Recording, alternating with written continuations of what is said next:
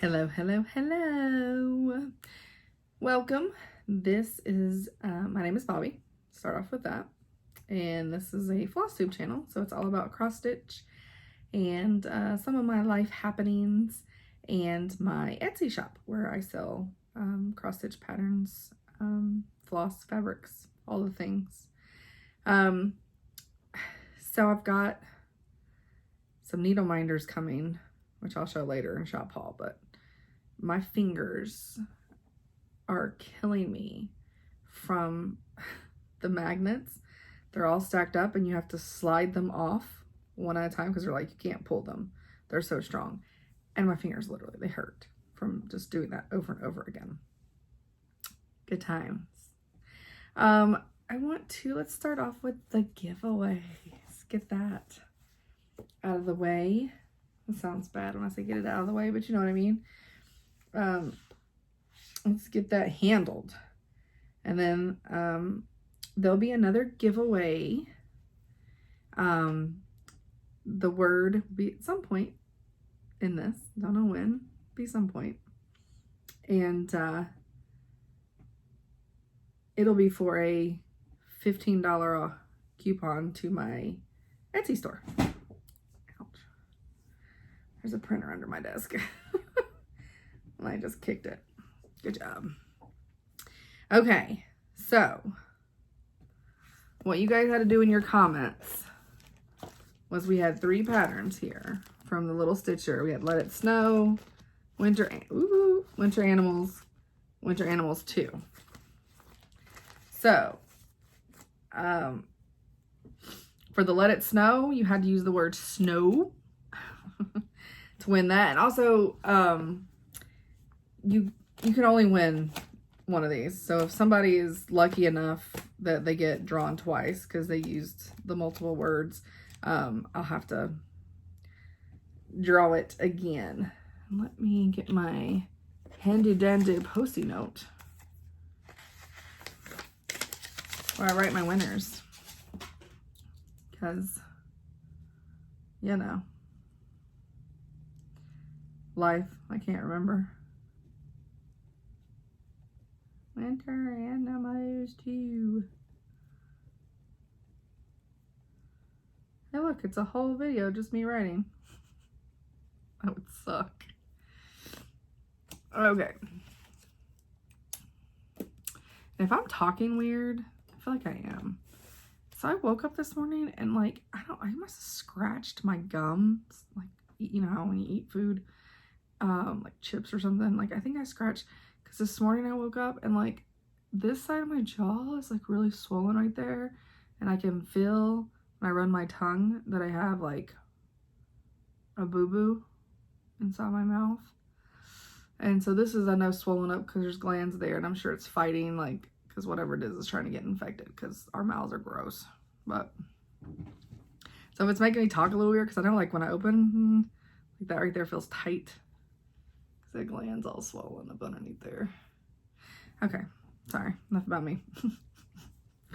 Okay, so I did snow first, and there were 39 commenters on snow. Jon Snow, you know nothing. Okay, hit start. Oh, what we got? Y'all can see that? I can't. Hoppin' Frog Hobbies. She said, I love to see how the animals like to dance in the falling snow. And she's got a little kitty cat who looks like he got a goatee. He looks like he got a little mustache and a little soul patch. That's her little profile. Sorry. So, Hoppin' Frog Hobbies, which I love that name. You won the Let It Snow. These 3 gorgeous little snowmen. And if you could just email me, my email address is in the show notes. Just email me and let me know that you're Hoppin' Frog Hobbies. And I need to know your cat's name because he or she is adorable. All right, so now I got to go back up here, get rid of the word snow, put in the word winter. And that's for the first winter animals. Do that. Get YouTube comments. 41 for winter. All right, hit start. Boom. Stephanie, and I will butcher that last name. So just Hanks, maybe? Wait a minute, here, I'll hold that up again. Stephanie, you know who you are.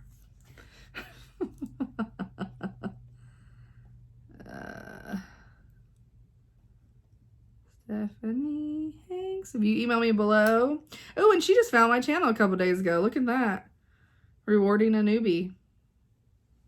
Love it. Okay, so now I gotta go back up here.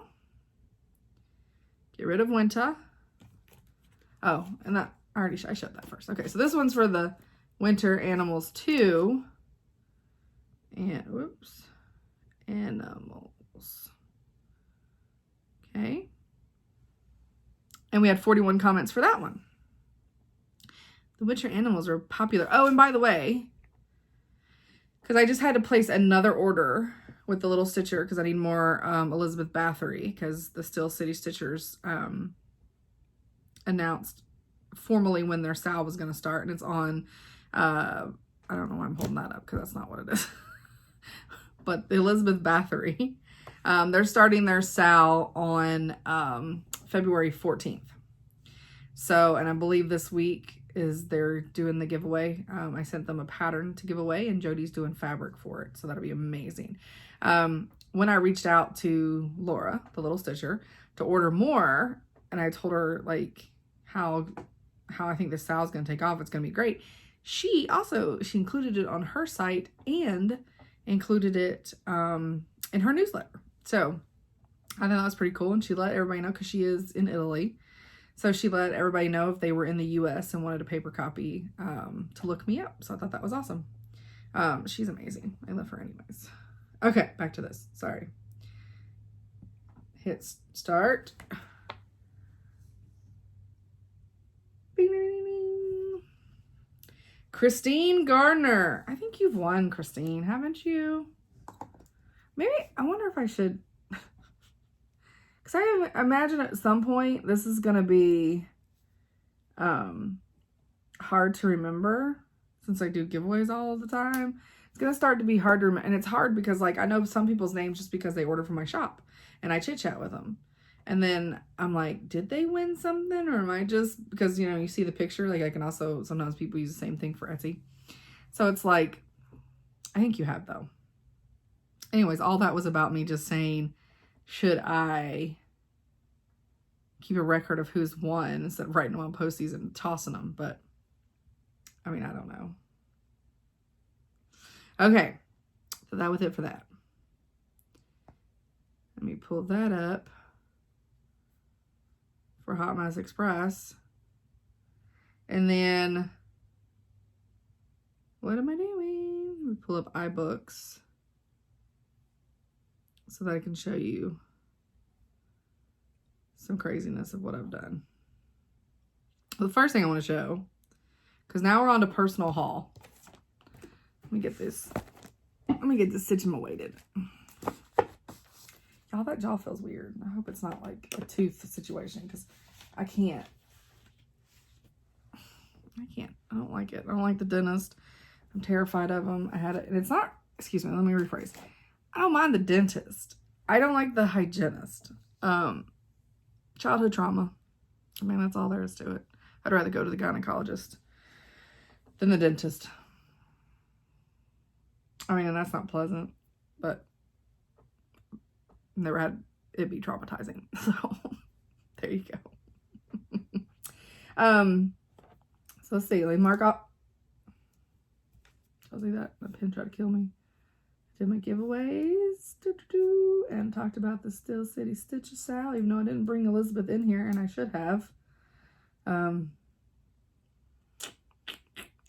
What you gonna do?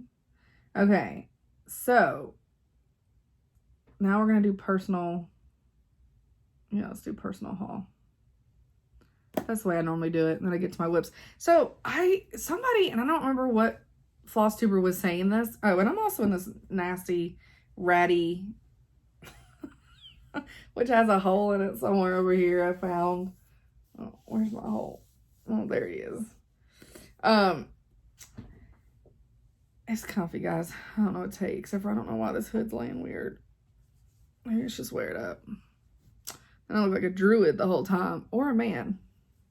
Either or, it's fine. Or both. Sorry, squirrel.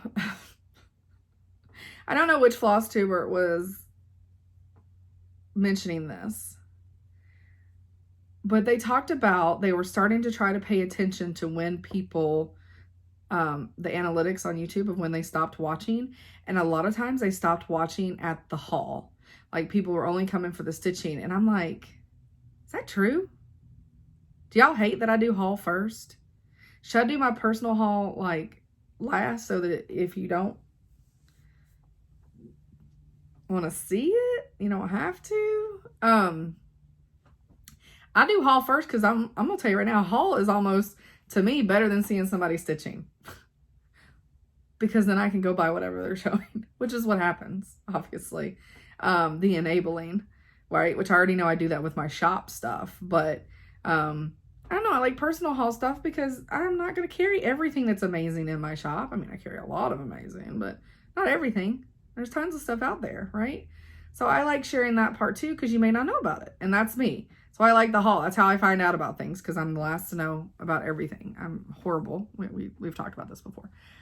I'm horrible with knowing the things. And so I enjoy the hauls. All right. So first part, and hopefully these will like show up well because I don't fully know what, I'm going to have to show y'all on the iPad. I don't know why it became Spanish all of a sudden. All right, let's flip it this way because that annoys me. All right, so these are patterns that I got for Christmas from my friend Tamara. And maybe this is just one that's real similar to one that's behind Michelle on Bendy Stitchy. It's behind her, but it may just be similar. I'm trying to remember. Maybe hers is a teapot. But how cute is that? Right? Love it. And it does not say who it is by.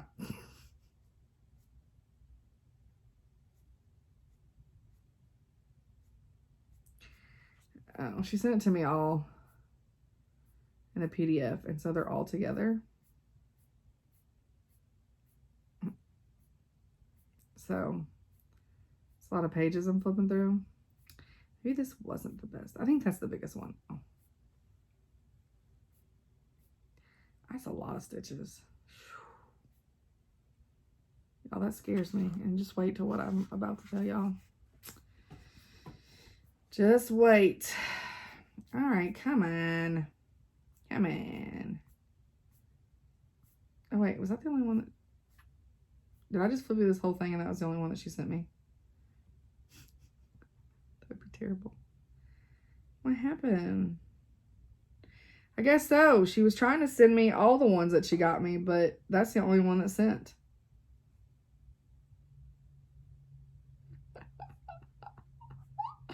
Well, that was a fun waste of time. Me flipping. Oh, and just in case it's your first time here, because it could be, this is the Elizabeth Bathory by the Little Stitcher. I was talking about Still City Stitchers doing a sow, and I carry that pattern in my shop. All right, quit shutting down on me. Well, poop. I'll have to tell her that was only one. But anyway, so part of my haul is I bought some PDF patterns. And the insanity. And, well, I'll tell you what happened. So I was looking, come on, open up. Come on, technology, work with me. I was on Yarn Tree getting stuff for the shops. And I decided to buy me some of this. And it's the gridded 18 count. And it's a yard. I got 2 yards of it. So, sorry, it's a lot of bag. when I got this, I apparently bought it and now have decided that I can do full coverage, right? Y'all, I can't even do other stuff. Why am I trying to do full coverage? Anywho, so here's one that I got myself. Because why wouldn't you? I guess I should say, when I always say, you know, I'm black glitter, and I'm always like, I'm a huge Disney fan. I'm a huge villain fan. Maybe that's how I need to say it. Because, y'all, this is just going to want to take forever. There we go. That's my gal right there. I'm a huge Maleficent. She is by far my favorite villain. And I don't know if I've talked about this before. And why is everything else yellow in the background? And now we're not. She is my favorite villain by far.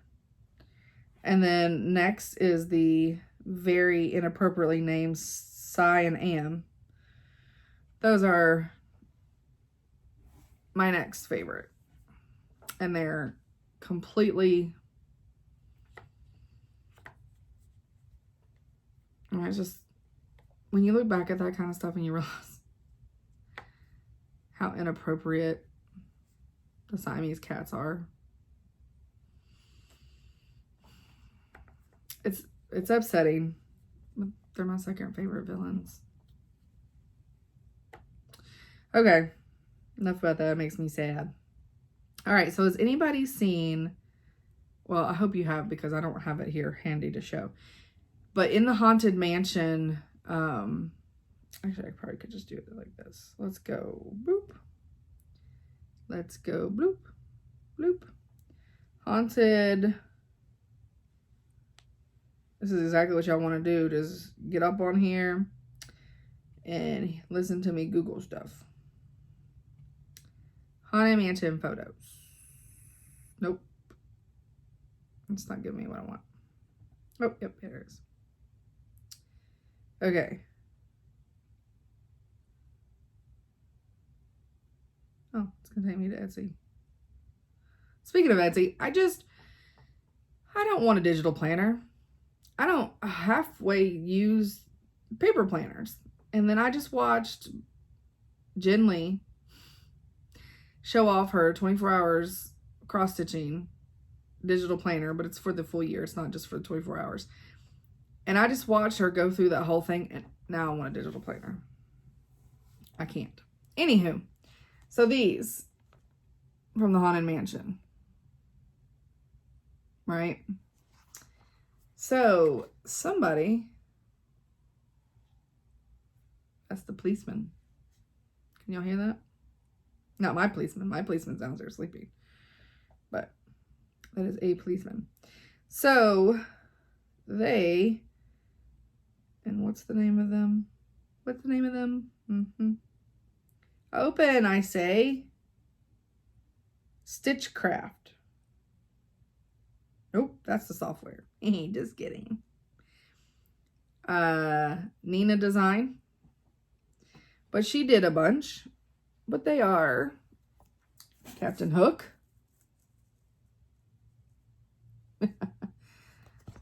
These are like 7 by like 24 or something. Some insanity like that.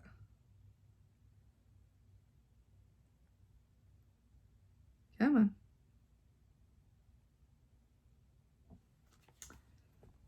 And then Cruella.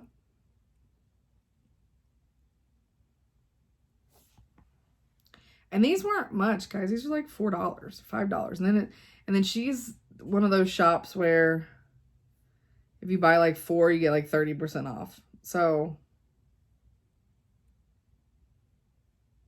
come on. It was fairly. The Evil Queen.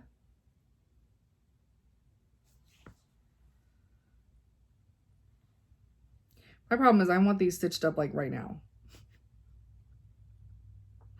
Like I just want to snap my fingers and they're done. That one kind of hurts still a little bit. My wrist is still not where it needs to be.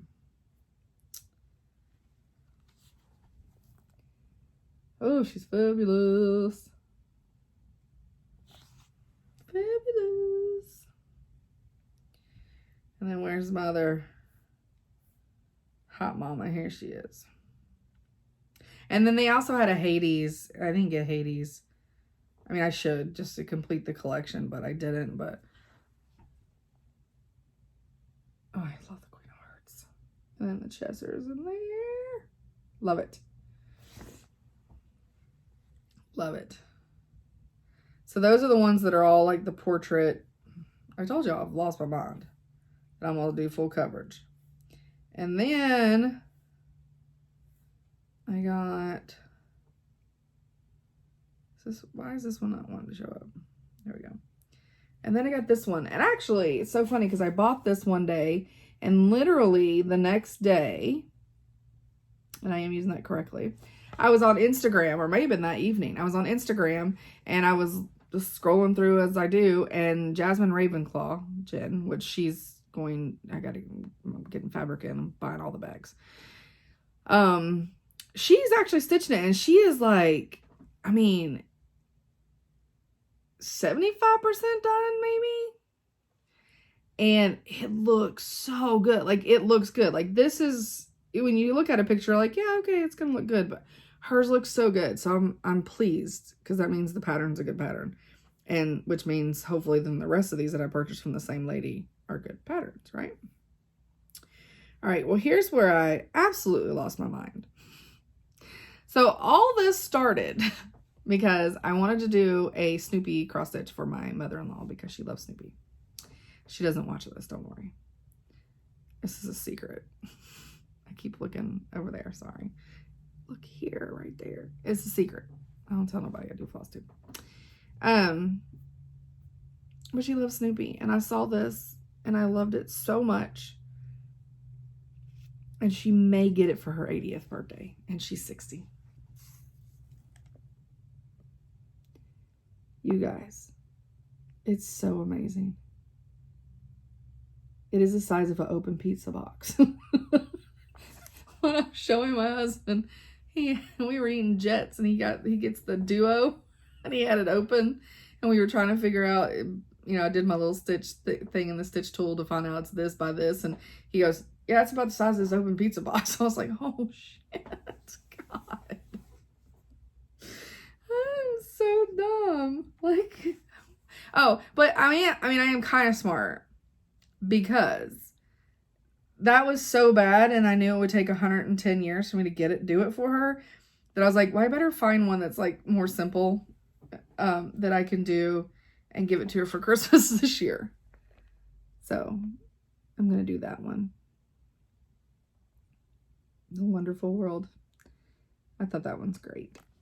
And so I think she'll really enjoy that, since the other one's literally going to take years off my life. Is that all I needed to show in here so they can then, yeah, I think so. And I can get it back to hot mess. All right, there we go. Okay, that was a long part of the haul. Sorry about that. So then I had one of my friends and customers asked me if I could get any of the Thea Governor, spelled different, patterns. And I did reach out to them, because the one that she's looking, the one that she wanted, like, you can't find it anywhere. Yeah, hi. Hi, sir. Are you gonna lay in my box that I have there to catch my patterns? That's about right. But the ones I really loved, the lady did. The kits were on Amazon for like 30 bucks. So I went and bought them. But I'm hoping I'll be able to carry these in my shop. And I bought the black fabric. Which I'm going to have to swap. No, it says Ada. What is that? What count is that? Oh, did y'all hear my stomach? Whoo-wee. I think that's 14 count. I can't tell. Yeah, I mean, how amazing is that gonna be? And then I got that one. And I also got the kit on black. So good. I would love to be able to carry these. And then I got the Deadhead Moth. Because why not? And I got it on white because I don't think you had a choice. Oh. It even comes with a needle that looks like it's sealed like hospitals. Oh, well, scary. No, it's blunted end. Oh, so I got somebody's IV up in here. Oh, good, she left. Oh, that sounded bad. So I also got, when I was getting that other fabric. Oh, that was, Bobby, I printed all those out. The front pages so I could show y'all. That's all right. They show it better on the... I've slept since I prepared. And most time I'm not prepared, so I just assumed I wasn't. Oh, and today we are brought to you by Mountain Lion. That's a full one. All right. And then Yarn Cheery, I've said before, does these little things called shorts. They're like a weird cut. This is like 16 by 43. But it's 20 count Ada mushroom. I'm going to try me some 20 count. I can see it. So yeah, because I can't see 40. So I'm going to try that out. That's a good neutral color, I figure. And I may actually use that. Ooh, I may use that on her. The small Snoopy. I have to see what all when I got the. Oh, speaking of, before I move to the next, because I was like, I already have the floss for it. It's only about 5 of the flosses in here. So, and also when they give you these, why don't they put them in numerical order? It's bad enough that I don't support Hobby Lobby, but I do go there because sometimes it's just easier to, which is sad, it's just easier to go there and pick out the floss besides having to add every one of those to a cart. And it's 60 cents versus 89, which is the normal retail. So, how y'all kit those? What do y'all do? Because I'm not bobbinating all this. I'll be there for 10 days bobbinating. And I don't like the kinks. And I definitely ain't putting all this shit on thread drives because that'll take 5 days. What the hell do y'all do on these big heids and stuff? Y'all, I still got another handful in this bag. This is like, oh shit. It's like $130 worth of DMC floss. That's 60 cents a pop. That's a lot. That's a lot. I'm just saying. So what do y'all do? I pulled out from my original. Apparently I was going to be a floss away person. I have bags. I don't know. But I never did it. I got more bags. So I thought about just putting, because you know you have some where it's like 6 of the same color. Just putting them in the bags and put them on a ring. I don't know. What do y'all do? I need to know. I need to know because I want to start that soon. I want to put some stitches in it because if I don't put stitches in something, it'll be so long before I actually do it. So yeah, please tell me what y'all do. I need to know. And this is just 18 count Stormy Clouds. I don't even know what brand it is. It just says Yarn Tree. I don't know. It's painted on though. I can tell it's printed. But yeah, I just like trying new stuff. Okay. And then the other thing I downloaded, which everybody should go absolutely download, is Park Hopper Bart's, his Robin Hood sampler. Because Ooda Lolly, Golly What a Day is one of my favorite songs. Got Rooster has got a great voice, and I used to know who sang it, and now I have forgotten, and that is terrible. So, love it. And he gives you the option where you can have 2 foxes with the Robin Hood hat. You can have 2 girl foxes. You can have this one, which is the boy and the girl. So it gives you all those little options, which is great. So I got that. And I gotta kit it up. I haven't kitted it up yet, but and then I got me another bag, and look how gorgeous this bag is. This is from my girl Sheila. And every time I say her name, I either want to put the quilts or the crafts where they don't go. And you would think by now I would have something stuck where I could view it at all times. And I'm looking around to see if I did that, and I did not. It's NNY Quilts and Crafts and Quilts. It doesn't matter. I always have her linked below, right to her Etsy store. It's so simple, you click it. So, always, because I love my girl Sheila's bags. And I actually heard about Sheila off of, oh, look at the butterfly. Autumn Lane Stitcheries channel. But yeah, you guys, these birds are just so beautiful. And like this blue is like, this is like my blue. I love it. I love it. I love it. Not sure what's going to go in you yet, but I love it. All right, now I've just got piles and piles. Okay, so the next two things are kind of, they're quilty related. I am part of the So Colorful Fat Quarter Club at Fat Quarter Shop. And it's just a good way. This is the brown bundle. Nobody's going to get real excited over brown. But they're just a really good way to build up colors in your shop. Your craft room. This is strictly for my craft room.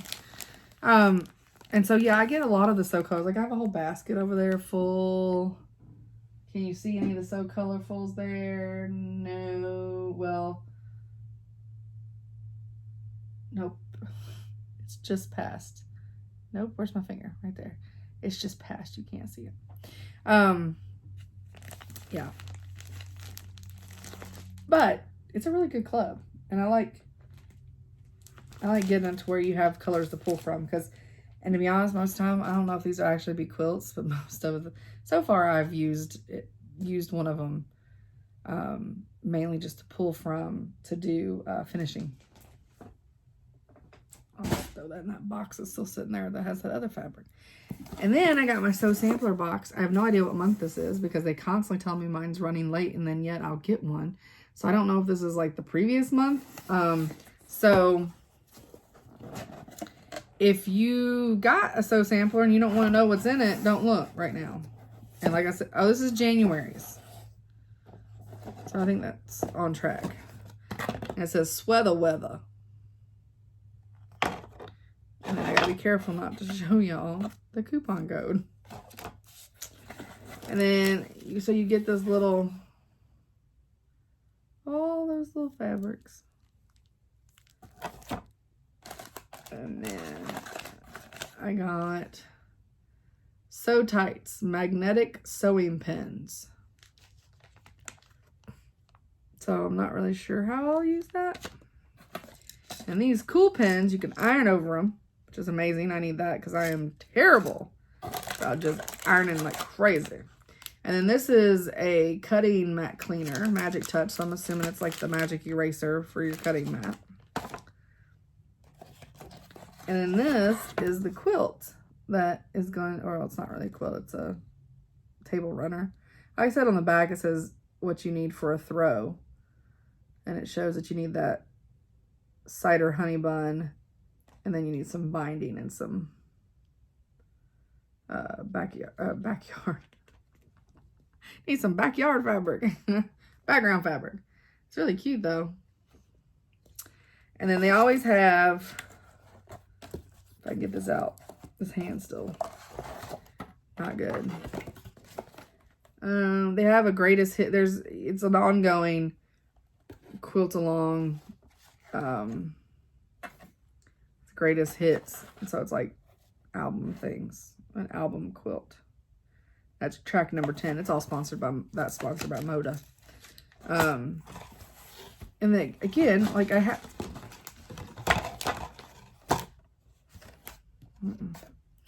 have all this because one day, maybe, I will get back to quilting.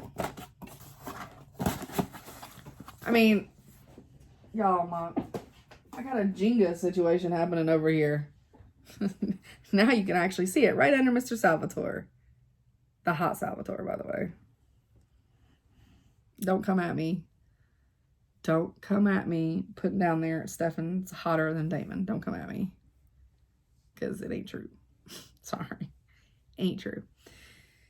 Alright, so let's y'all ready for my whips? My whips. Watch me, baby. Okay.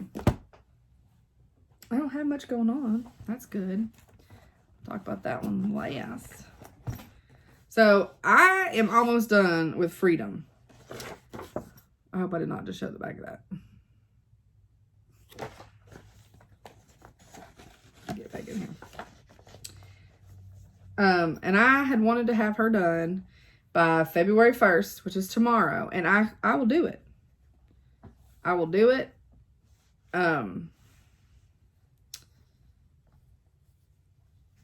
I just need to get off here, pack orders, and get to stitching. Because all I'm missing is Freedom.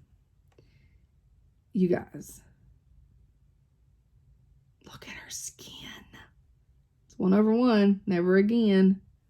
But I don't know. It's so pretty. Oh, it's so pretty. I love her so much. And I started the top of the F. And I just went that far. That was just to put a couple stitches in to hold that thread so that I could just start stitching away when I was ready to pick it back up again. So, I love it. I love it. So all I'm missing is Freedom. That's all I'm missing. I wanted to, oh, all right, bags. I was really, but I had to deal, I had puppy duty last night. Chad was working, so I would have finished it if the dog didn't need to pee and do dog things. So, yeah, I had to stop at a certain time and then deal with him and get him in bed and all the things. Otherwise, she'd have been done because I think I literally have, I say an hour of stitching. It's probably less than that, but I'm real bad about it. I don't carry, so I have to cut after each letter. So, and it's over 2. I'm a little slower with that. But she's coming along, and I think she will be finished. And then, what else? Skitty, what else? All right. Girl in Blue by the Little Stitcher, because like I said last time, I plan on always having something with the Little Stitchers going. And Courtney, please tell me that's your name, because if I just hollered out a name like I knew it and I don't, but 3 Trail Stitchers. She just finished, or she's about to be finished with Banshee. And I think she's going to start Dracula next. And she finished Elizabeth Bathory, which is awesome. So, like, me and her kind of decided, I guess we're going to do this, and not together or anything, just separately. We are all about the Little Stitcher. So, here's where I'm at. Let me fold that back. You know, I have a board, but when I have my camera like this, I can't do the board. So I start on that big ass tombstone. So really, I mean, I have the writing, but how about I put this where you guys can see both at the same time?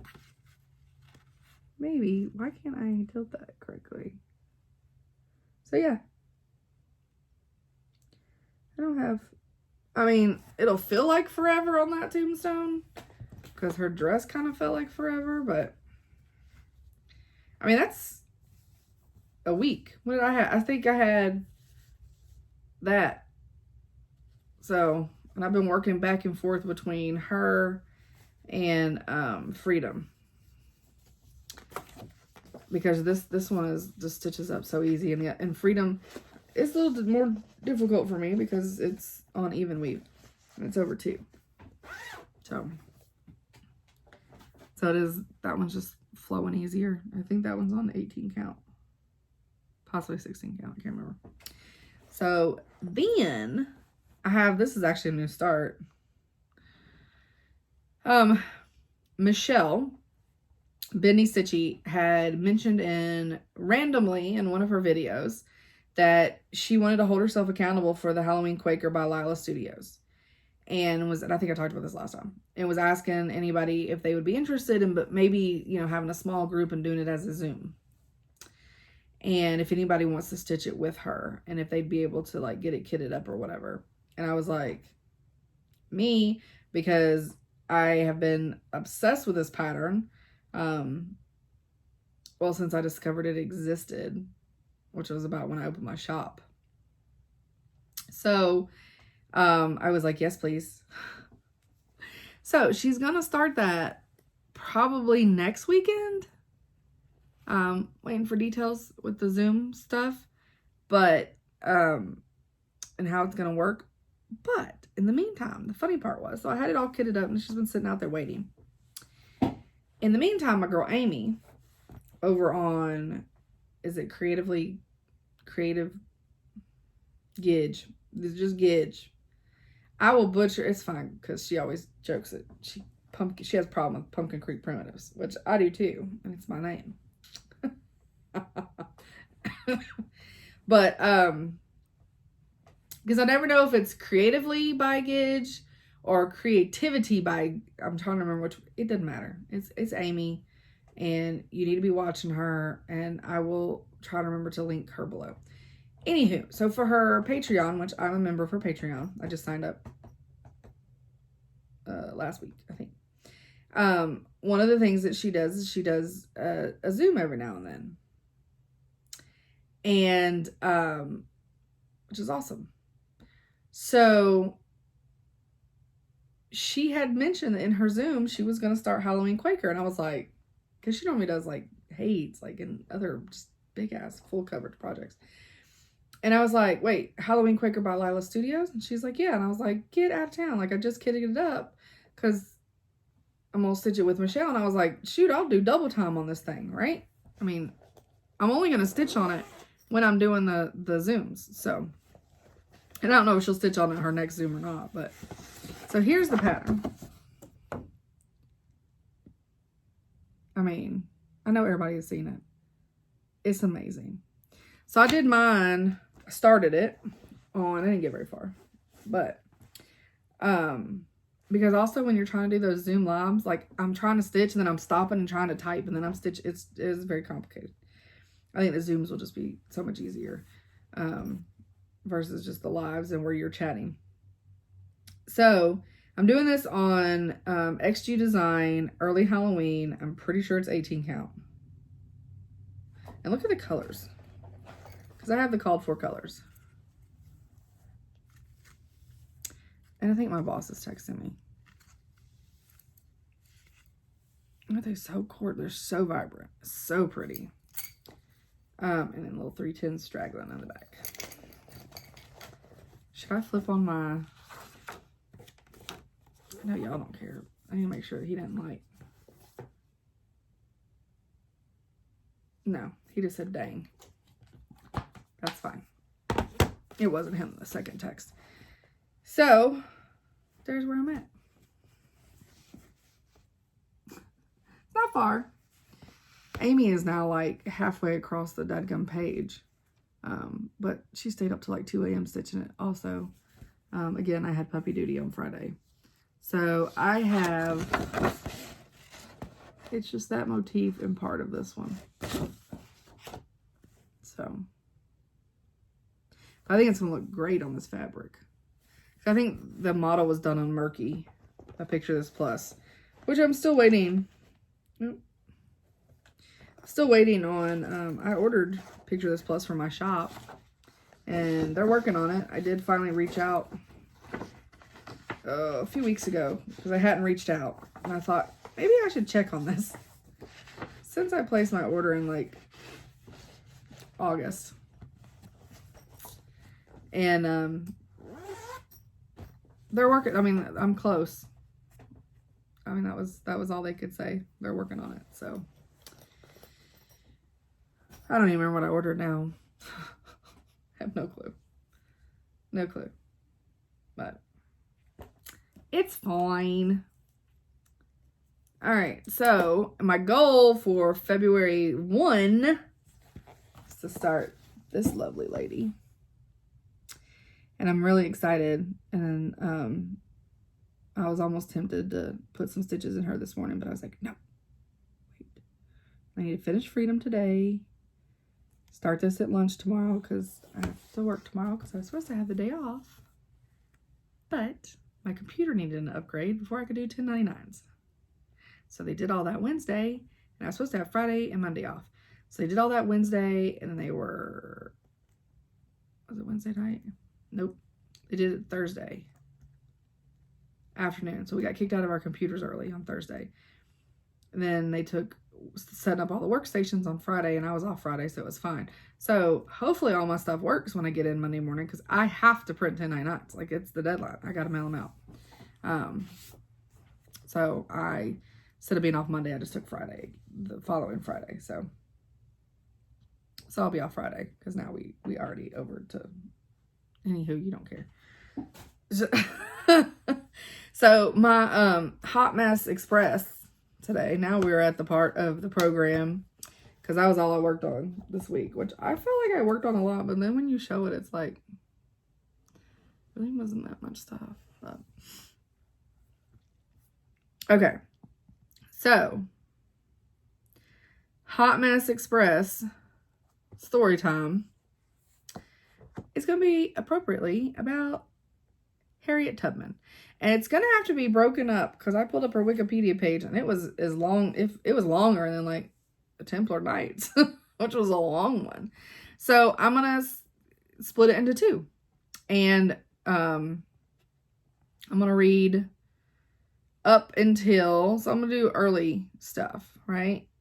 And then her escape from slavery and the nickname Moses. And then I'm going to stop right before roots, like the routes and the methods. See, in the South we say, like, it's the route you took, not the route. I'm gonna try not to be too Southern and say route, not route. What are you gonna do? It's the South. May not get all the way down to nickname Moses. We'll see. We'll see how fast I can read and butcher. But before I get into this, I want to say that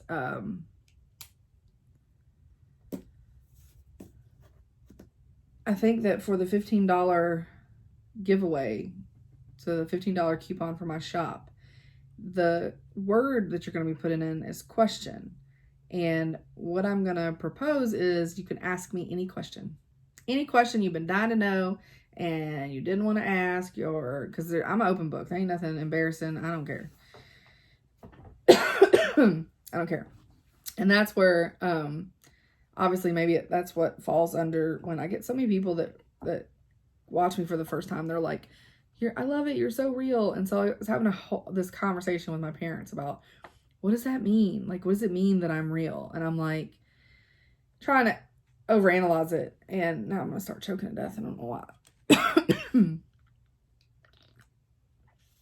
probably cat hair and dust. Little dog hair thrown in there.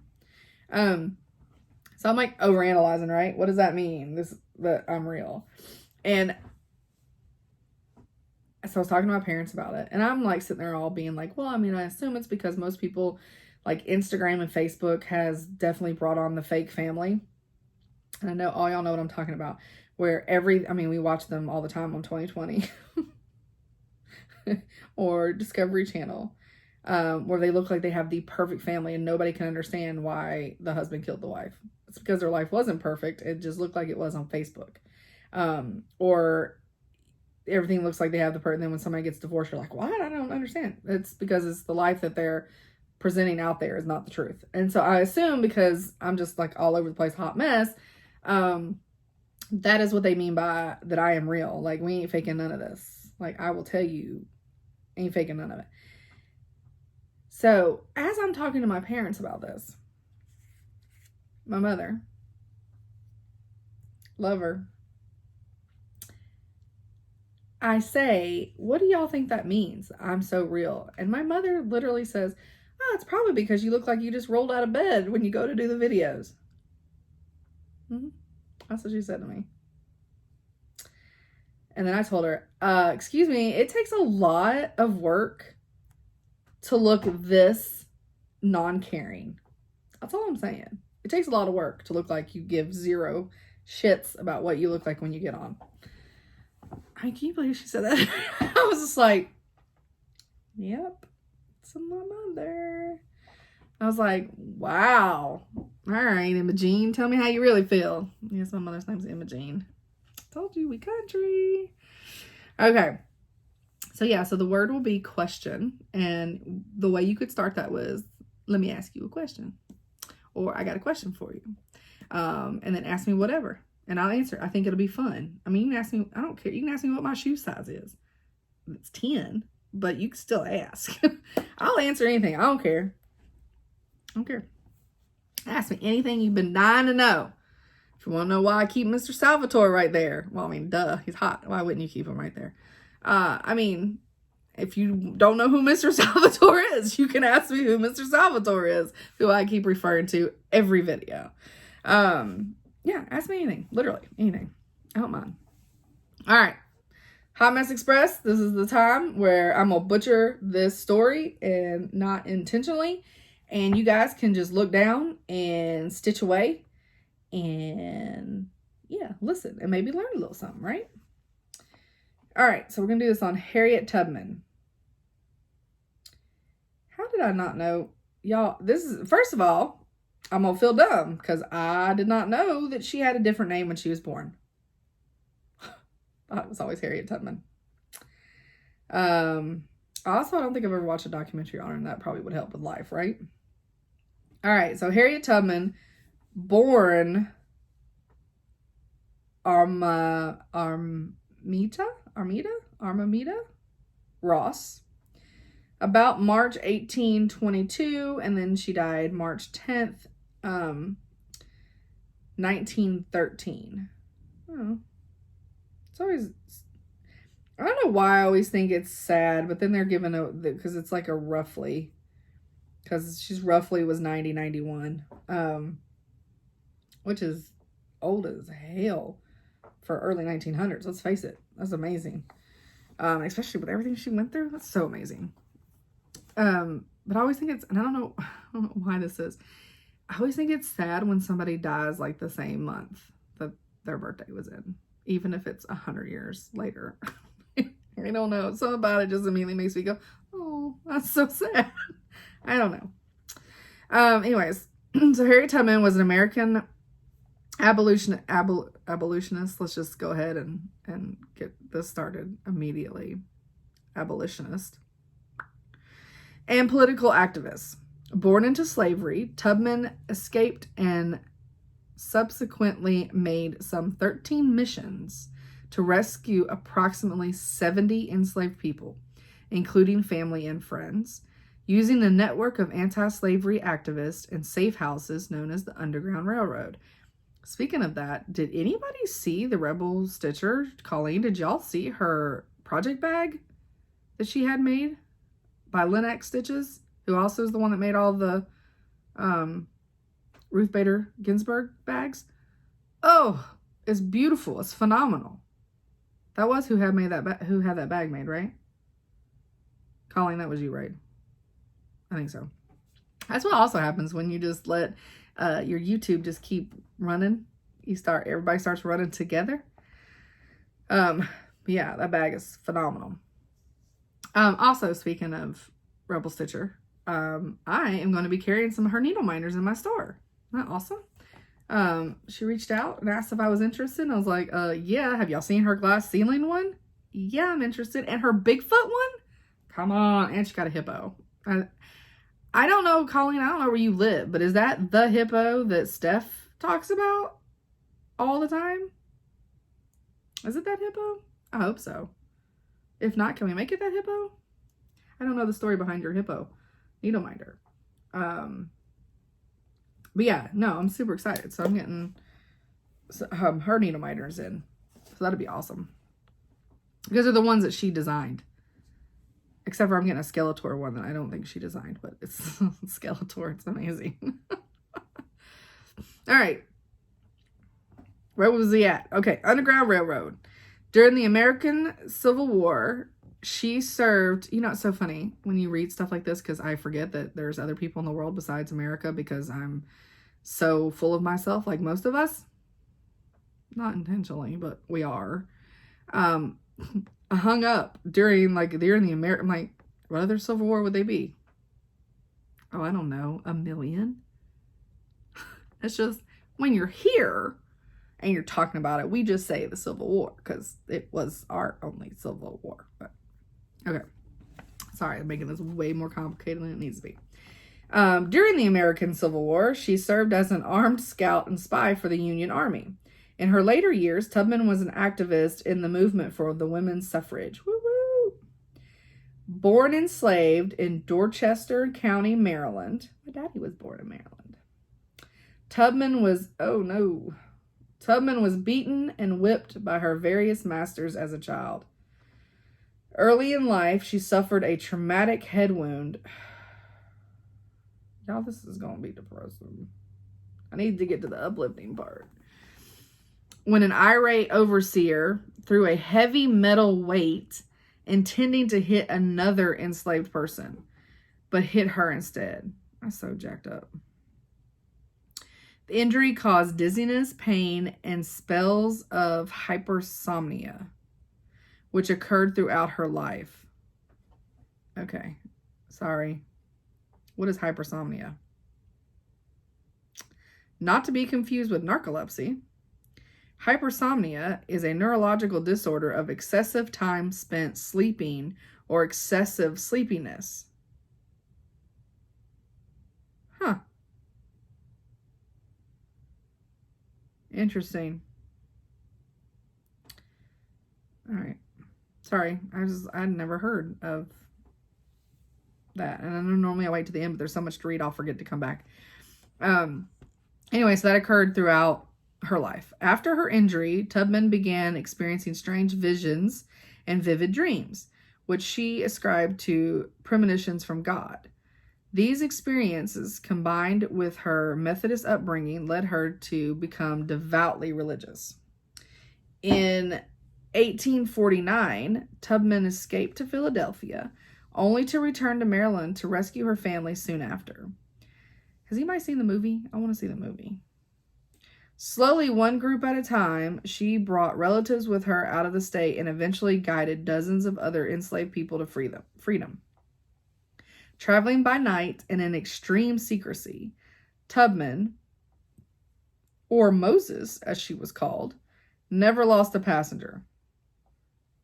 After the Fugitive Slave Act of 1850 was passed, she helped guide fugitives farther north into British North America, Canada, and helped newly freed enslaved people to find work. Tubman met John Brown in 1858 and helped him plan and recruit supporters for his 1859 raid on Harper's Ferry.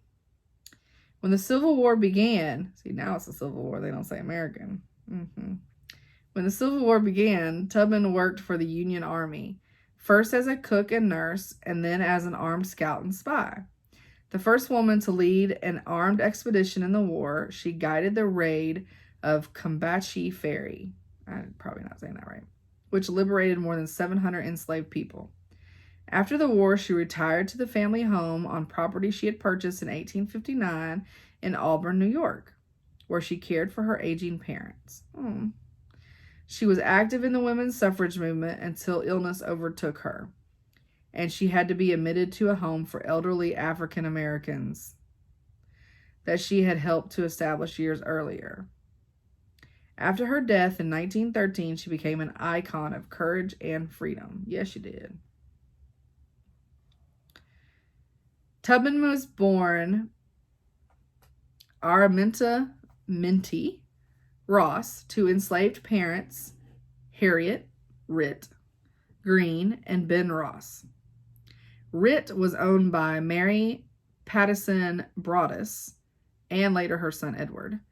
Ben was held by Anthony Thompson, who became Mary Broadus's second husband and who ran a large plantation near the Blackwater River in the Madison area of Dorchester County, Maryland. It's showing me where Dorchester is. Okay. It's just below the Mason-Dixon line.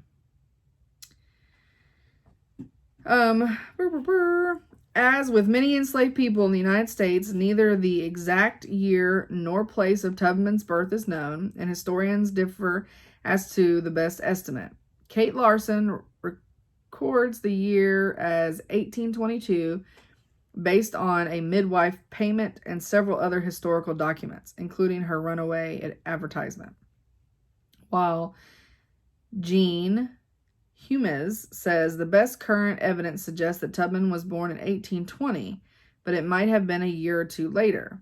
Catherine Clinton notes that Tubman reported the year of her birth as 1825, while her death certificate lists 1815 and her gravestone lists 1820. So, yeah. Can you just take a second and think about that? Can you imagine being in a situation, which maybe some people that were adopted they may have this situation, so maybe it's not as uncommon as I think. But I just can't imagine not knowing when your birthday is. It's just odd to think about, not having a clue when you were born.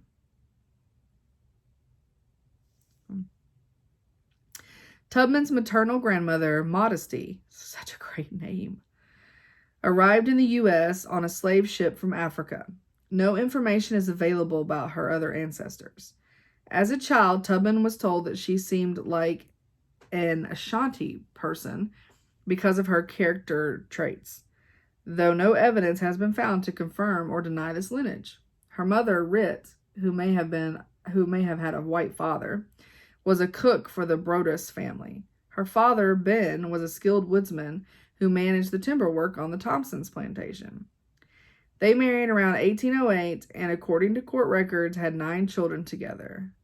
Lena, Mariah Ritty, Soph, Robert, Minty, which is Harriet, Ben, Rachel, Henry, and Moses. It's interesting that she had a brother named Moses, and then she got the nickname Moses. Ritt struggled, I know why. Let my people go, but I'm just saying. Ritt struggled to keep her family together as slavery threatened to tear it apart. Edward Broadus sold 3 of her daughters, maybe it's Lena, Mariah Ritty, and Soph, separating them from the family forever. It's terrible. When a trader from Georgia approached Broadus about buying Ritt's youngest son, Moses, she hid him for a month, aided by other enslaved people and freedmen in the community. At one point, she confronted her owner about the sale. Finally, Broadus and the Georgia man came toward the slave quarters to seize the child, where Ritt told them, "You are after my son, but the first man that comes into my house, I will split his head open." Woo, get it. Broadus backed away and abandoned the sale. Bet he did. Tubman's biographers agree that stories told about this event within the family influenced her belief in the possibilities of resistance. I love it. Even if it wasn't true, I love it because it gave her that inner thought that she can resist, and I love it. All right, childhood. Tubman's mother was assigned to the big house and had scarce time for her family. Consequently, as a child, Tubman took care of her younger brother and baby, as was typical in large families.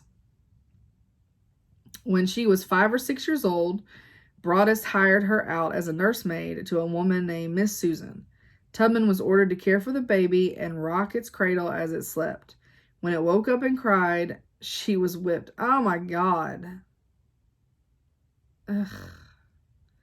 She later recounted a particular day when she was lashed 5 times before breakfast. She carried the scars for the rest of her life. She found ways to resist, such as running away for 5 days, wearing layers of clothing as protection against beatings, and fighting back. As a child, Tubman also worked at the home of a planter named James Cook. She had to check the muskrat traps in the nearby marshes, even after contracting the measles. Good Lord. She became so ill that Cook sent her back to Broadus, where her mother nursed her back to health. Broadus then hired her out again. She spoke later of her acute childhood homesickness, comparing herself to the boy on the Swanee River, and Stephen Foster song, Old Folks at Home, As she grew older and stronger, she was assigned to field and forest work, driving oxen, plowing, and hauling logs. Whew. As an adolescent, this is all a child. As a child, this is what she was doing as a child. We ain't even to adolescence yet. As an adolescent, Tubman suffered a severe head injury when an overseer threw a 2-pound metal weight at another enslaved person who was attempting to flee. The weight struck Tubman instead, which she said broke my skull. Bleeding and unconscious, she was returned to her owner's home and laid on the seat of a loom, where she remained without medical care for 2 days. After this incident, Tubman frequently experienced extremely painful headaches. She also began having seizures and would seemingly fall unconscious, although she claimed to be aware of her surroundings while appearing to be asleep. The condition remained with her for the rest of her life. Larson suggests she may have suffered from temporal lobe epilepsy as a result of the injury.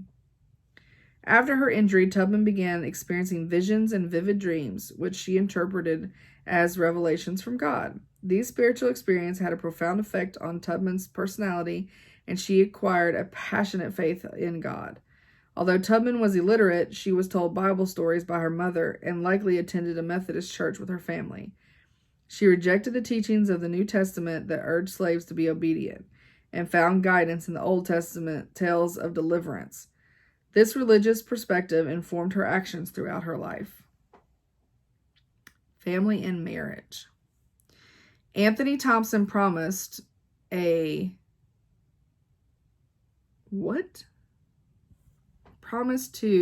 I don't know what that word is. I'm clicking on it.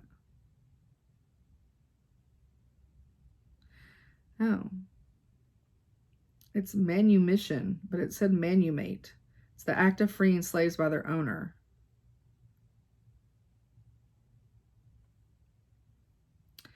Anthony Thompson promised to manumit. Why didn't they just say free? Tubman's father at the age of 45. After Thompson died, I guess that's the legal term for what they called it. After Thompson died, his son followed through with that promise in 1840. Tubman's father continued working as a timber estimator and foreman for the Thompson family. Several years later, Tubman contacted a white attorney and paid him $5 to investigate her mother's legal status. The lawyer discovered that a former owner had issued instructions that Tubman's mother, Rit, like her husband, would be manumitted at age of 45. The record shows that a similar provision would apply to Rit's children, and that any children born after she reached 45 of age were legally free. But the Pattison and Broadus family ignored these stipulations when they inherited the enslaved people. Challenge it legally was an impossible task for Tubman. Around 1844, she married a free black man named John Tubman. Although little is known about him or their time together, the union was complicated because of her slave status. The mother's status dictated that of the children, and any children born to Harry and John would be enslaved. Such blended marriages, free people of color marrying enslaved people, were not uncommon on the eastern shore of Maryland, where by this time half the black population was free. Most African American families had both free and enslaved members. Larson suggests they might have planned to buy Tubman's freedom. Tubman changed her name from Araminta to Harriet soon after her marriage, though the exact timing is unclear. Larson suggests this happened right after the wedding, and Clinton suggests that it coincided with Tubman's plan to escape from slavery. She adopted her mother's name, possibly as part of the religious conversion or to honor another relative. I wonder if it's because they had papers saying that Harriet was supposed to be freed at 45. Escape from slavery. In 1849, Tubman became ill again, which diminished her value as a slave. Edward Brodus tried to sell her but could not find a buyer. Angry at him for trying to sell her and for continuing to enslave her relatives, Tubman began to pray for her owner, asking God to make him change his ways. She said later, "I prayed all night long for my master till the 1st of March, and all that time he was bringing people to look at me and trying to sell me. When it appeared as though a sale would be concluded, I changed my prayer." She said, "1st of March, I began to pray, 'Oh Lord, if you ain't never going to change that man's heart, kill him, Lord, and take him out that way.'" A week later, Brodus died, and Tubman expressed regret for her earlier sentiments. As in many estate settlements, Brodus' death increased the likelihood that Tubman would be sold and her family broken apart. His widow, Eliza, began working to sell the family's enslaved people. Tubman refused to wait for the Brodus family to decide her fate, despite her husband's efforts to dissuade her. "There was one of two things I had a right to," she explained later, "liberty or death. If I could not have one, I would have the other." Tubman and her brothers, Ben and Henry, escaped from slavery on September 17, 1849. Tubman had been hired out to the Anthony Thompson, the son of her father's former owner, who owned a large plantation in an area called Poplar Neck in neighboring Caroline County. It is likely her brothers labored for Thompson as well, because the enslaved were hired out to another household. Eliza Brodus probably did not recognize their absence as an escape attempt for some time. 2 weeks later, she posted a runaway notice in the Cambridge Democrat offering a reward of up to $100 for each slave returned. Once they had left, Tubman's brothers had second thoughts. Ben may have just become a father. The two men went back, forcing Tubman to return with them. Soon afterward, Tubman escaped again, this time without her brothers. She tried to send word of her plans beforehand to her mother. She sang a coded song to Mary, a trusted fellow enslaved. That was a farewell. "I'll meet you in the morning," she intoned. "I'm bound for the promised land." While her exact route is unknown, Tubman made use of the network known as the Underground Railroad. This informal but well-organized system was composed of free and enslaved blacks, white abolitionists, and other activists. Most prominent among the latter in Maryland at the time were members of the Religious Society of Friends, also called Quakers. The Preston area near Poplar Neck contained a substantial Quaker community and was probably an important first stop during Tubman's escape. From there, she probably took a common route for people fleeing slavery, northeast along the Choptank River through Delaware and then north into Pennsylvania. A journey of nearly 90 miles. By foot would have taken between 5 days and 3 weeks. Whew. Tubman had to travel by night, guided by the North Star, and trying to avoid slave catchers eager to collect rewards for fugitive slaves. Oh, sorry. That came out of nowhere. The conductors in the Underground Railroad used deceptions for protection. At an earlier stop, the lady of the house instructed Tubman to sweep the yard so as to seem to be working for the family. When night fell, the family hid her in a cart and took her to the next friendly house. Given her familiarity with the woods and marshes of the region, Tubman likely hid in these locales during the day. The particulars of her first journey are unknown, because other fugitives from slavery used the routes. That's so hard. But I feel like y'all don't know what I'm talking about if I say route. Tubman did not discuss them until later in life. She crossed into Pennsylvania with a feeling of relief and awe and recalled the experience years later. When I found I had crossed that line, I looked at my hands to see if I was the same person. There was such a glory over everything. The sun came like gold through the trees and over the fields, and I felt like I was in heaven.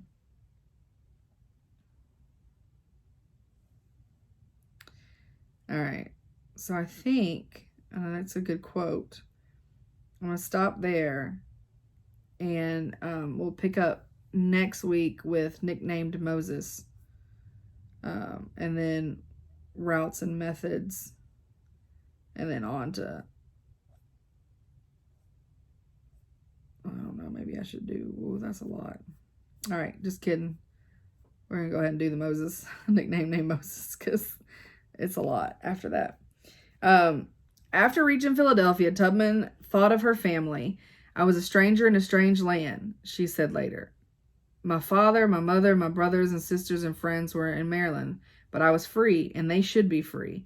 She worked odd jobs and saved money. The U.S. Congress, meanwhile, passed the Fugitive Slave Law of 1850, which heavily punished abetting, escape, and forced law enforcement officials, even in states that had outlawed slavery, to assist in their capture.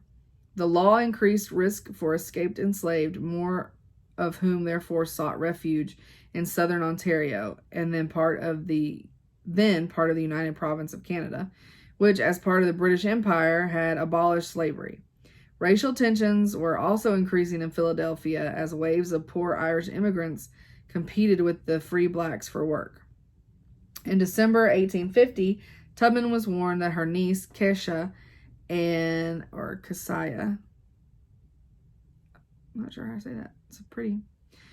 2 children, 6-year-old James Alfred and baby, Araminta, she named one after her, would soon be sold in Cambridge. Tubman went to Baltimore, where her brother-in-law, Tom Tubman, hid her until the sale. Kesia's husband, a free black man named John Bowley, made the winning bid for his wife. Then, while the auctioneer stepped away to have lunch, John, Kesia, and their children escaped to a nearby safe house. When night fell, Bowley sailed the family on a log canoe 60 miles to Baltimore, where they met with Tubman, who brought the family to Philadelphia. Early next year, she returned to Maryland to help guide away other family members. During her second trip, she recovered her brother, Moses, and 2 unidentified men. Tubman likely worked with abolitionists. What is my problem? Am I saying it right and then it just sounds wrong?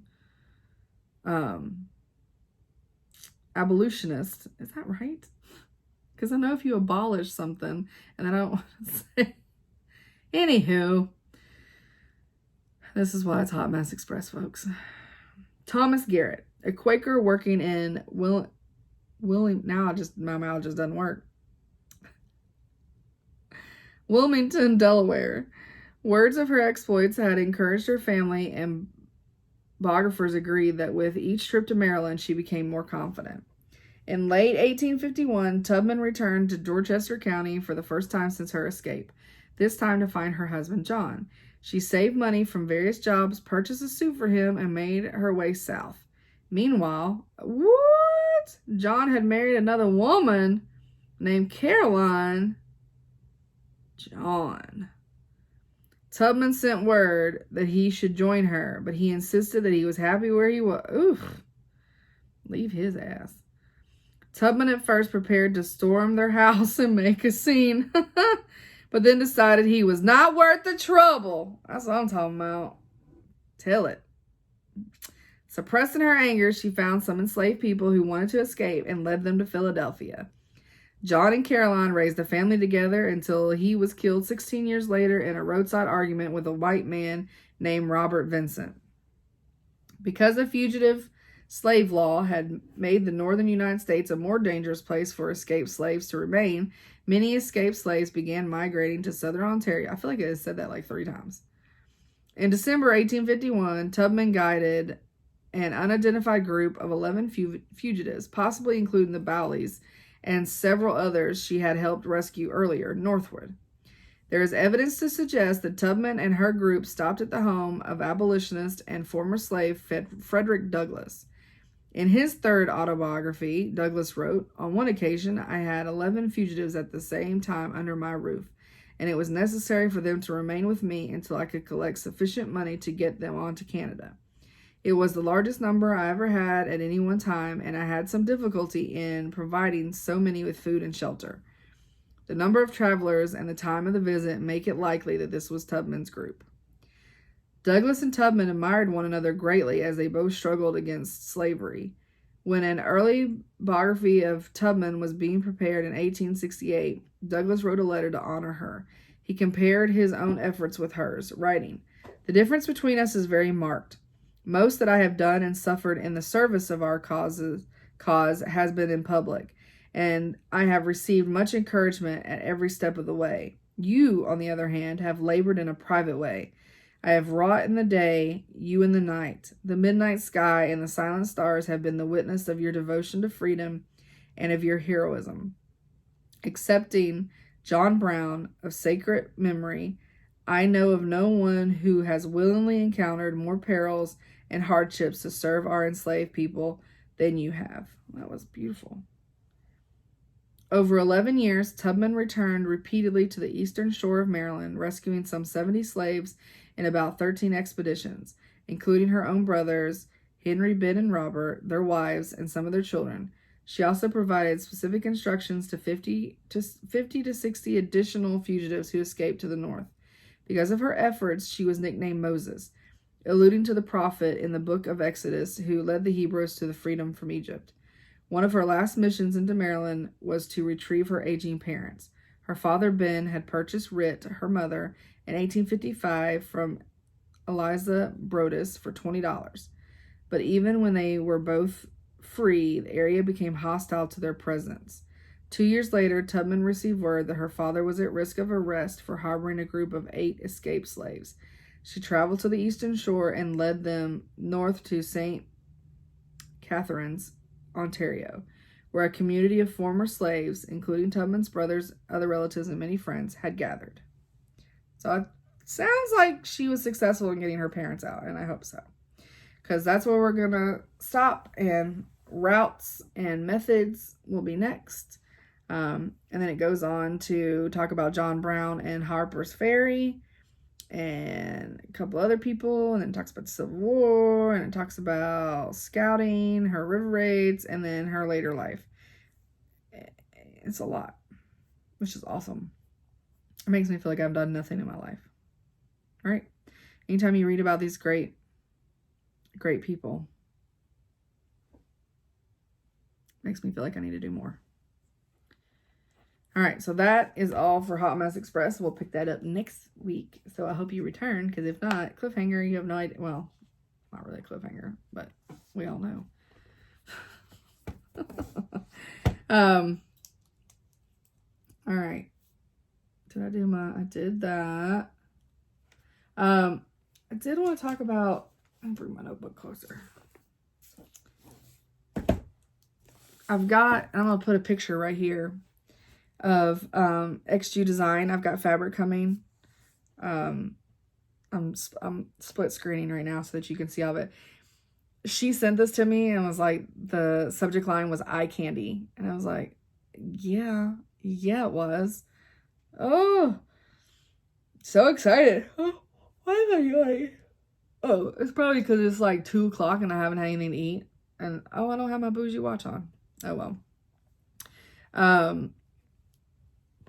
Let's see. Oh, just like checking stuff up off this list. Man, I've done a lot. Woo woo. Also, I wanted to mention when I was showing my notebook way back, and I think I talked about reaching out to this lady, but I had one of the patterns that was in my personal patterns that was in the notebook was the Guardians, I think, and it was like an iron fence that had a bunch of crows on it or ravens on it. And somebody was like, oh my gosh, that's awesome. So I reached out to Whispered in the Wind. And yeah, I just bought a ton of patterns. And they're here. They got here in the mailbox yesterday, but my husband forgot to get the mail. It's fine. So he got it this morning on his way home. And so I didn't have time to get the listings or the photos and stuff done. So they'll be next week. But super stoked about it because like they're amazing. Also something I'm working on to come to the shop is I'm playing around. This is some more what's the word? Thread rings. So working on this with the camera, y'all. These glass domes suck showing, and they suck trying to take pictures of them. And it's one of those where I think you're just going to see it in life, which means you're just going to trust me when you buy it. But oh yeah, you can see him pretty good. So yeah, so I have a bunch of these I'm working on. So that'll be next week too. But okay, so the first thing I want to show is a little something out of the ordinary. This is all, now we're on to shop haul. So all these things I'm going to show you are available, well, will be available in my shop tonight at some point, if I don't forget, which I've done twice now. And somebody has to say, oh, hey, I saw this pattern and I can't find it in your shop. I'm like, oh, that's because I didn't make any of my listings active. New last week went smoothly. These are not new, which of course I didn't know until I got them in, but, and immediately, and Colleen from Stitching with the Sisterlies, you guys, Cheryl, Colleen, y'all may already have this, but if not, I got this with you and you guys in mind. This is called The Raven by Blackbird Designs, and it's an autumn quilt of 9 applique designs. And that's what the cover looks like.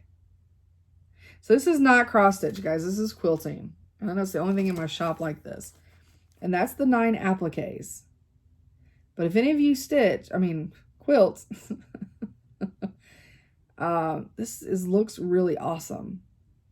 So I have it under, you should be able to just search Raven. Anything that's got the word Raven in it will come up. But it is under Halloween and fall patterns because I don't know where else to stick it because I can't add any more categories, which annoys me.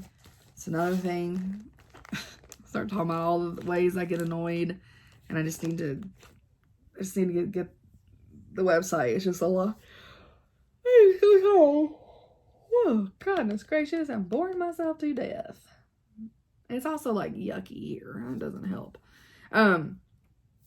Yeah, so like that's another reason why I want a website is because like I had somebody ask me, they were looking for, and of course I am sold out a lot of the gobble couples, which I have more of them coming in. They were like, where can I find them? And I'm like, well, they're kind of like throughout. Because like one's an Easter one, one's a Christmas one, one's a Halloween, one's Thanksgiving, you know. So they're kind of just in the different areas. When you have a series like that, you should be able to have a thing on the side that says like gobble couples here, whatever. And you click on it and you can see all of them. And then they're also in their perspective other genres where people can discover them if they didn't know about them. But yeah. Well, I'm working on it. I'm trying. Because every time something else pops up and it makes me more annoyed that I don't have my own website and can't do things the way I want to do it. Like pre-orders, which I still don't know how that works. I don't know if anybody out there that actually has an Etsy shop that does pre-orders watches me.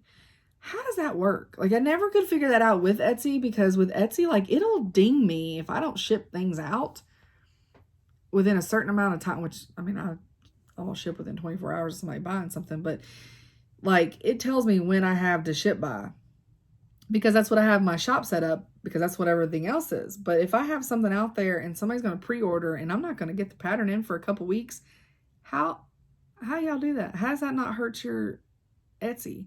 Because you're not shipping when you should be. And also, if people are pre-ordering, at what point are you placing the order to know how many you need? Yeah, these are the things that keep me up at night. Because I'm sitting there like, okay, well, if you pre-order something, but you've got to order it, I get it if you're like, okay, so if I got to order something in March 1st, I'm going to put a pre-order out there February 1st, and however many I sell from February 1st to March 1st, I'll buy those and then I'll buy a handful to have in the shop. But normally it's not quite that long of a... Things that keep me up at night. I don't know what to say. I overthink everything and worry. All right, shop haul. And this is another Italian designer. Not another one. I already have stuff with this. But the Curie I Batticure, Heart of My Heart.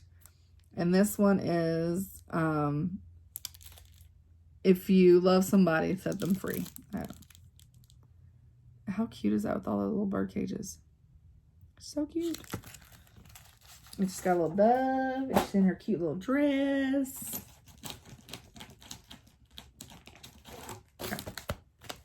And this is another Curie Batticure, and it's in the same little theme as they have the, you know, it's not Halloween without pumpkins and whatever. So this is, it's not Valentine's Day without hearts. How cute is that? They're so cute. So cute. Try to get some Valentine's Day stuff. I know it's literally almost Valentine's Day, but I'm a stitch in the season, not a before. So, and plus nothing was available until like everybody, that's the other thing is like with these designers and their releases, by the time they come to the distributor, it's like, that season's almost over. This is Love Lives Here by Country Cottage Needleworks. That's cute.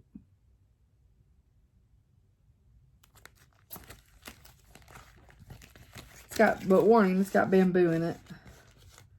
Which I'm having a hard time getting a hold of some bamboo. But that's fine. Alright, and this is Victorian Rose Needle Art. It's called Rebecca Ballinger, 1837. That's, whoop, whoop. Sampler. Got a lot of birds on it. Got a lot of birds. Alright, so I'm going to mess up this name. Just heads up. It's Twin Peaks Primitives, but it's Duxbury, 1896. It's so cool. Look at that band. A little dog running.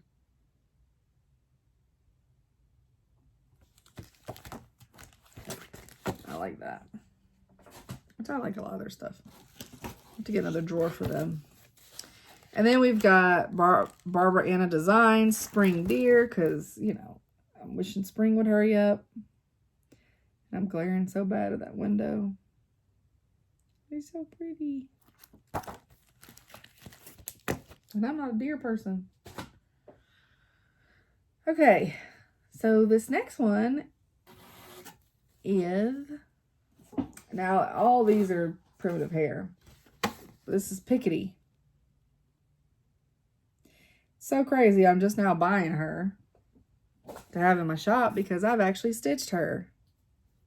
I don't know how I'm going to fully finish her. It's going to be a shadow box. I have the shadow boxes in the floor over there. I have the boss and stuff for it. Just not, haven't done it. But yeah. So I'll be able to take a picture of my own stuff to have up there. Oh, that'd be nice. Primitive hair again. This is Small Valentines. And these are so cute. Look like little letters. They're so cute. I love doing that on some foam board. My dad's calling me. I'll have to call him back. I'll have to call him back.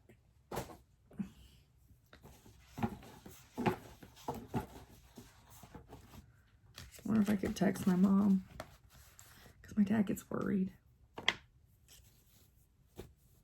He's one of those. That's what happens when you're... See, he'll be 88 on Tuesday. That's what happens when you're 88. You worry for everybody. So let me...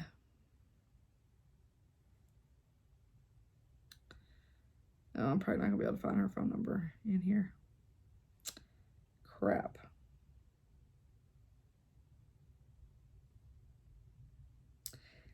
No. Sorry. I was trying to see if I could, because now it just has everybody's like phone number on here. And none of it says anybody's name.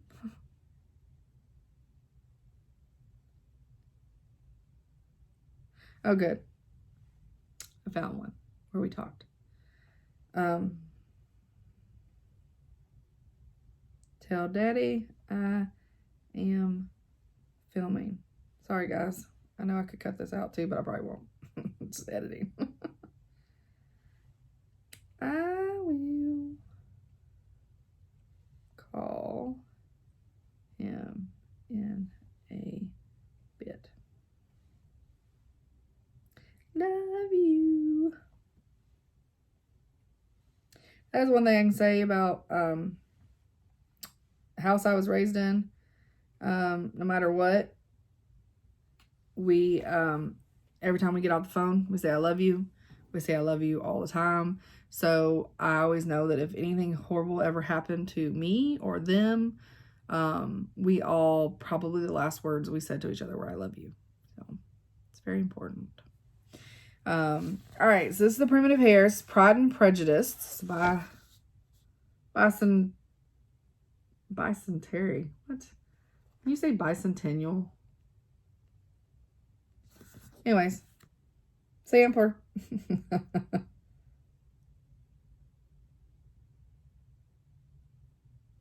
So pretty. And I'll be honest, I've never read it. All right, I'm going to have to like make that go away. I'm sorry, that's a big finger in your face. That was going to annoy me. It's like some messages go away and some don't. All right, this is Primitive Hair. This is Jane Eyre.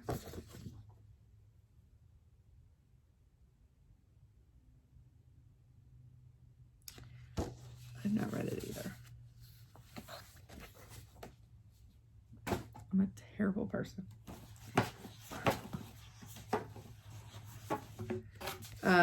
This is Primitive Hair, Love Cubes, St. Valentine's Ornaments. Aren't they cute? Those would be some cute little quick stitches. I love her dress, y'all. It's phenomenal. And I like that her, they're on pinky paper. I'll show you. Let me show this one next. So this is Ichabod Crane Inn, $17.99, Sleepy Hollow. I mean, I still buy Halloween stuff. But, see how those are pinky? I just think it's cute. I just think it's cute.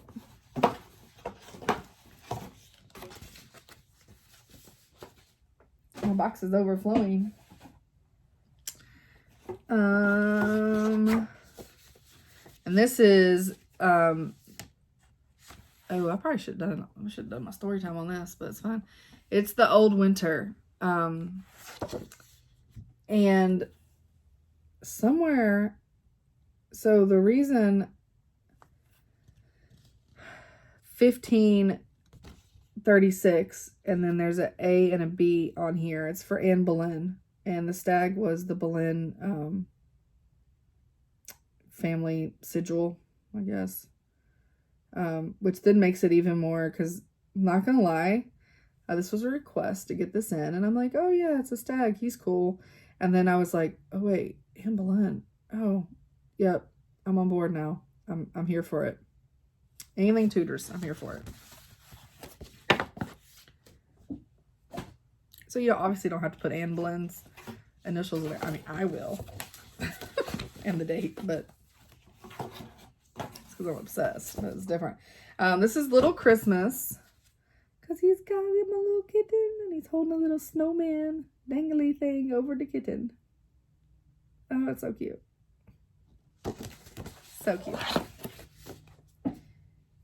And now that I'm done with holidays that are going to be here next week and other holidays that are done, here's some that you actually could probably buy and stitch ahead of time. This is Primitive Hair in God We Trust.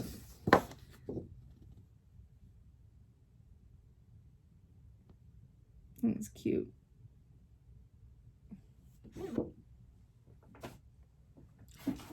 And this one's in plastic. Betsy Ross flag. And she has it on her constitutional fabric. And if she still has constitutional fabric, I will try to get that in, because I do need to buy some more of her Old Salem. And some more Anne Boleyn. I think I have enough of the honeybees, but yeah, it's really cute, especially on that fabric. I just wish that everything's on linen. I really just wish that she had some on like an 18 count. So my mother's not responded to that text. Oh, she probably doesn't know how. They try. They try. All right. We're an hour and 40 in. I cannot keep... Oh, shit. So this is what happens when you set your needle minders on top of the thread rings.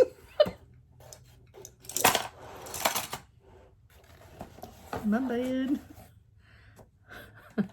You know that Magnus is good. All right. So I already had some of y'all asking because y'all saw one. This is going to be a little complicated. On Steel City.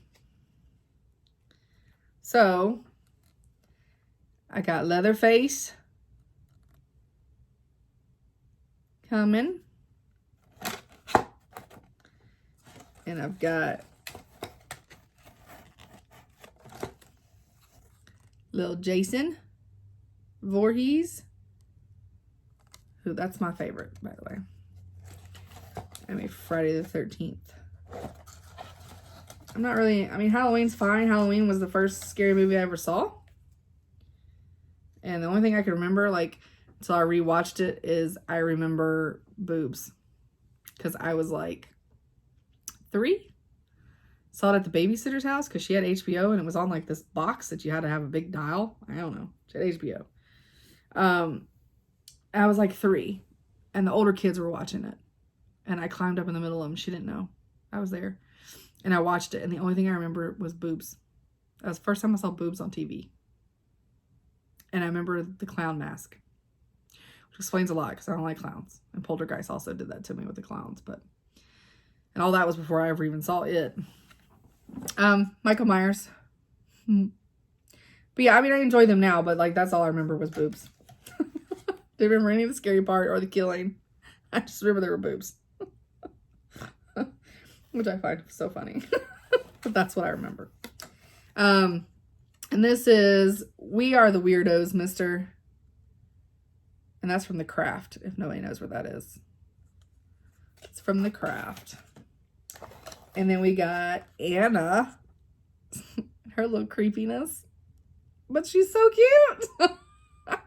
But they're so creepy, but they are so cute. Like this little nun. Which I actually like the movie. Strawberry Fields talking about her boyfriend did not like the movie, but it was okay. But it's so cute. It's so cute. Oh, so cute. So, and then those are, I haven't done all of them. I still have more that I have got to make up, but, and that's a Ouija board or a spirit board. Okay, I got a train wreck situation happening in this box. Everything's trying to stick to each other. And this is, and I don't know all the names. I know that little cat's Nico. I don't remember what the bear is. But they are a Japanese character art stuff. Kind of like a Hello Kitty. I think they're called Sans X. And so actually, Aaron was correct. This is a penguin, and she or he, because literally its name is Penguin with a question mark, is reading to 2 tapioca.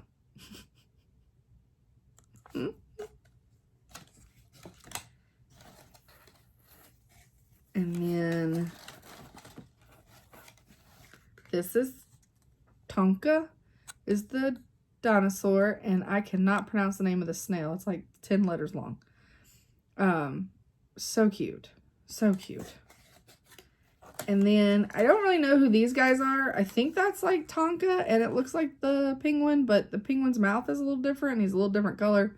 They did not have these characters listed on the website because I think they're totally different characters. Although it kind of looks like Tonka because he has a white belly and this blue body. But he has a fish, so I don't know. I don't know, but it doesn't matter. They're cute. So those are the needle minders that I have coming. They just trying to stick to everything. Okay, so I showed some of these, but I didn't have them jump rings put on and all the stuff. So here's the skeleton lady with the flower in her hair.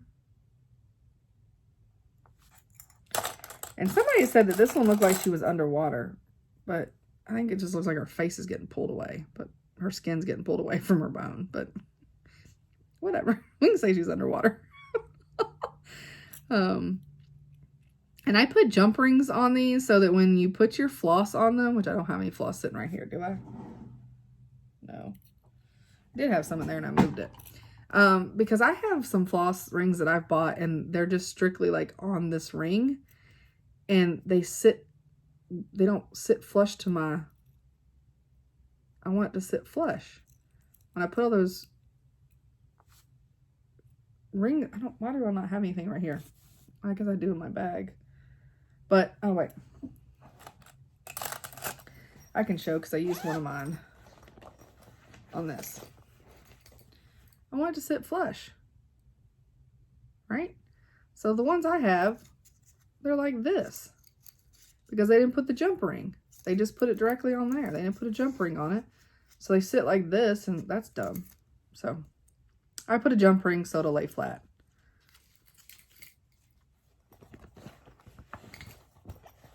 The more you know. Okay.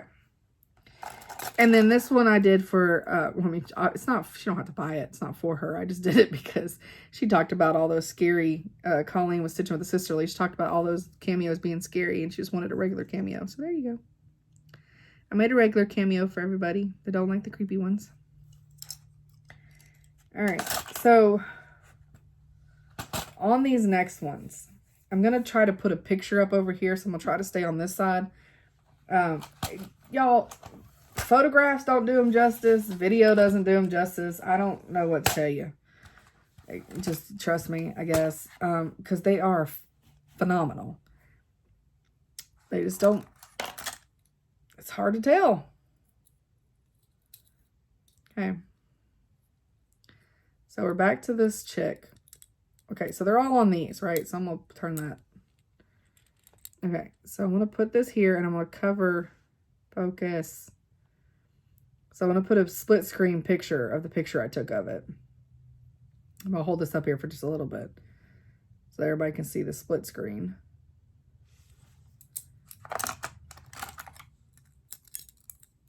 Same with this one. So I'm going to split screen. Of course, you can see my window right there. But they just do not film well. It's a shame because they are gorgeous in person.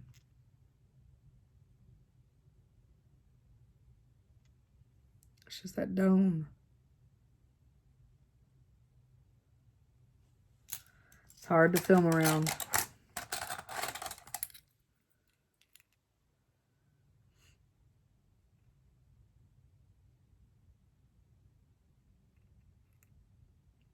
But you can tell they're iridescent.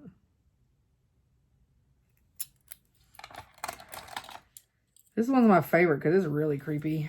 I got a bowl cut and a crow. It's so hard to tell. And all the glare. This one reminds me of, is it Claudia? Interview with the Vampire? Kristen Dunst as a kid. Doesn't that remind you of her?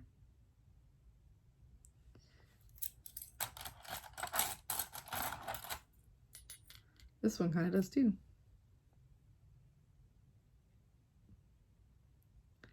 Maybe just because they're creepy kids that have blonde hair. Remind me. Because she was fabulous in that movie.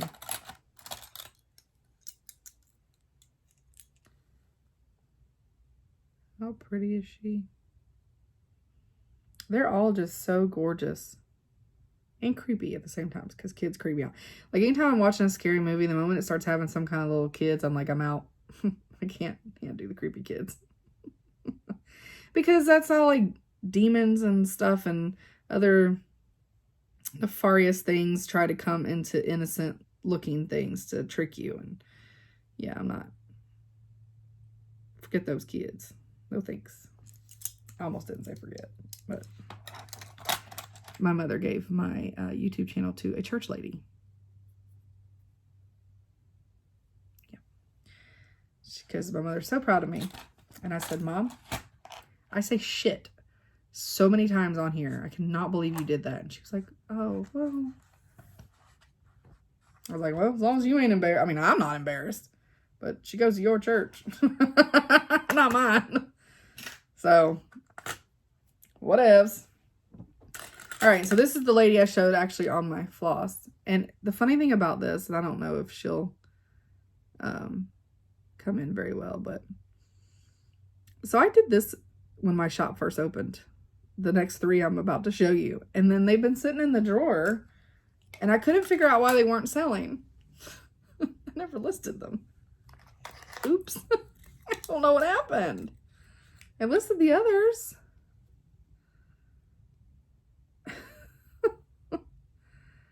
So yeah, I have no idea. And I was like, well, that's so sad. They're not selling very well. Well, you have to list them to sell them. Let's just say that. And that's a dragonfly and some flowers. It's not really focusing very well, but these are just wooden ones. But yeah, so all that's gonna be in the shop. Still working on these. These are coming. These are not here. I got a bunch of different keys and I got a bunch of different more on order because I just think the idea of a key is amazing, just like the cameo. I don't think nobody else is doing that. That's me. Keys and cameos like this. It's me for floss rings. That key cat. So precious. But yeah, so like, see how this is?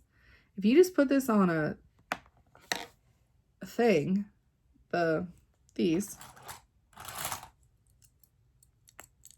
I don't know why I feel like I have to further explain myself. Which is how some I have ordered have come. Yeah, that don't make no sense. Look. So if you got your floss on there like this, that's how it sticks out. And it's like, to me, that's in the way. Maybe that's what people want it to look like. No, I want mine flush. So then when I turn it, all those flosses hang down. It's so beautiful. So these will be getting jump rings. That's why they're not in the shop yet, because I didn't feel like messing with the damn jump rings after I did all these jump rings. Not a fan of jump rings. Not a fan. So, yeah. So then we'll get there. All right. That's all I got. I mean, it's only a 2-hour video. What else you want from me? Why you not entertained? All right. So, I hope everybody has a great Stitchy week. And, yeah, I will see you guys next week. Why did I just stop and pause and make it weird? I do not know. It's like I couldn't think of the word thanks. Or bye. Or see you later. All right, everybody have a great Stitchy week. I'll see you later. Bye.